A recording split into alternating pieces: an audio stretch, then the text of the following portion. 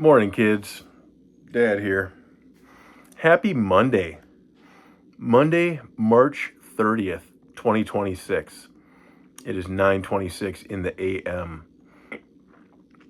And I'm off to a good week. Just wanted to give you a little update on my weekend. I had a really good weekend. Really good. I went into it not feeling great, right? Just carrying probably some emotional baggage that I probably didn't really realize or appreciate was there fully. But just some recent things, stressors in terms of the resident here who had the seizure. That I had to hold him through that for an hour. That was just a week and a half ago, and then last Friday, um, losing a resident, having him decide that he can go take on the world by himself before he's fully healed and recovered. And that guy being a very good friend.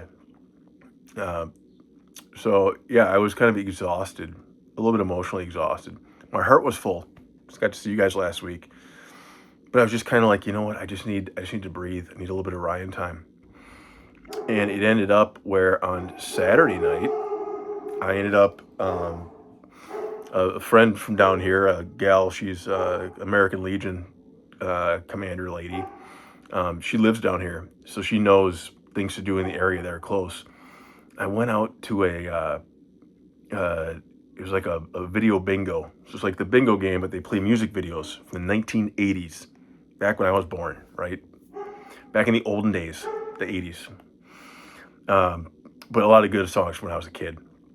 And I ended up dancing with a couple of college kids, dancing to Footloose. And I got to bust out some of my old dance steps that I'd learned back for when your mom and I got married. And that was a blast. I was smiling and laughing, and boy, it just felt good to dance. I just felt all that weight and just emotional stress and pressure. I just felt all that just disappear when I danced. And I was reflecting on how cool it is that you kids, um, had done, still do a little bit of dance classes. Because man, that is a skill.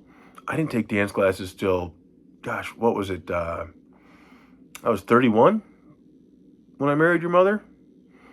I took dance classes for 3 months, spent $5,000 on them, and learned a couple of different styles of dance. I still got a couple of steps. You kids someday are going to be in your 30s and your 40s, stressed out because of life pressures, life things going on. And just, I hope you remember to dance, to take the time to dance, because that is such a fun thing to do.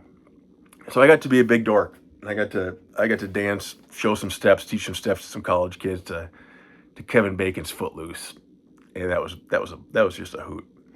And then yesterday was beautiful, and I ended up going for a run. I was planning on doing my normal 4 miles. I thought, well, maybe I'll do 5. Maybe I'll amp it up a little bit. But it was gorgeous outside. I was feeling free. I was feeling the stress and pressure gone, all shaken out from that dance, right?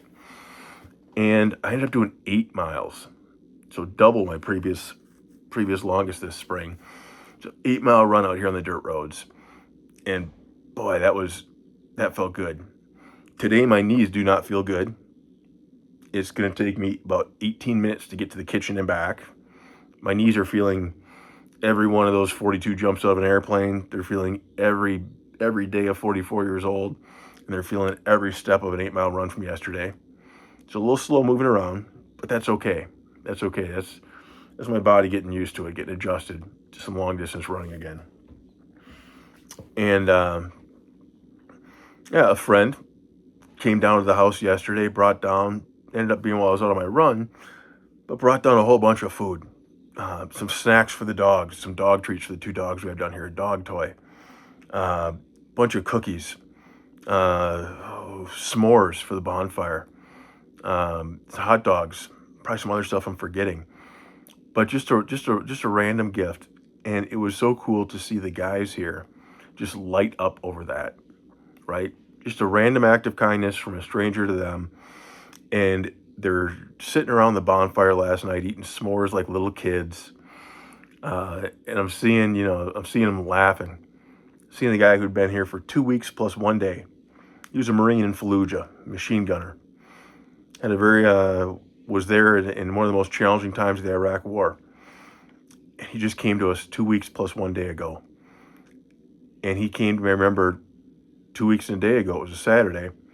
And he got out of the truck from Kansas and he was shaking. And he had tears. He's saying, I don't know where I am. I don't know where I am. What's going on? I don't know what. And I remember I just put my hand on his shoulder, gave him a hug, said, I love you, brother. I've got you. And I took him for a walk. And we just walked really slow around the property with his dog, like 2 big laps around the 5-acre property here. And I just listened to him, let him share. And then after that, I'm just like, all right, well, you feel ready to step inside and take a look inside the house now?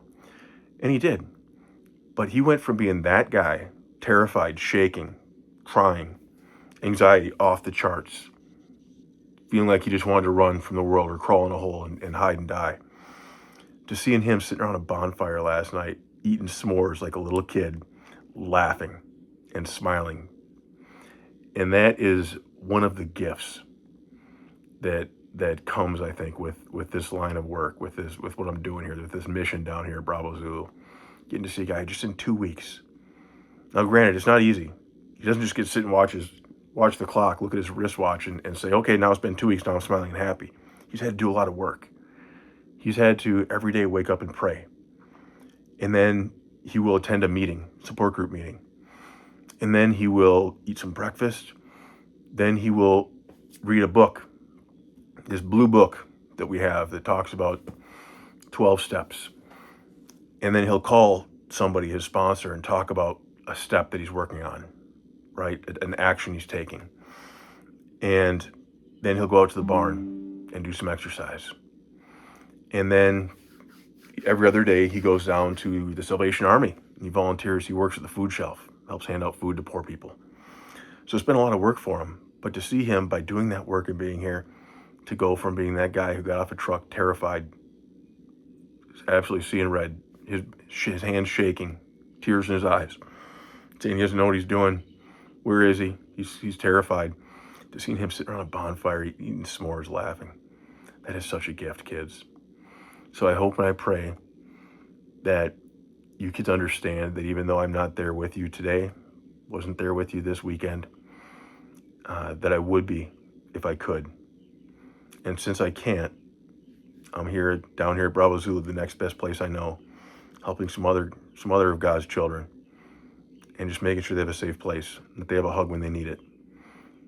And it's really cool. I get to see them laugh, see the joy come back in their eyes.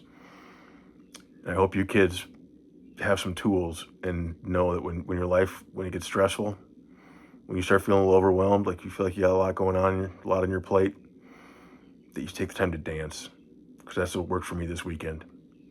Love you kids so much. Have a fantastic week. Talk to you soon.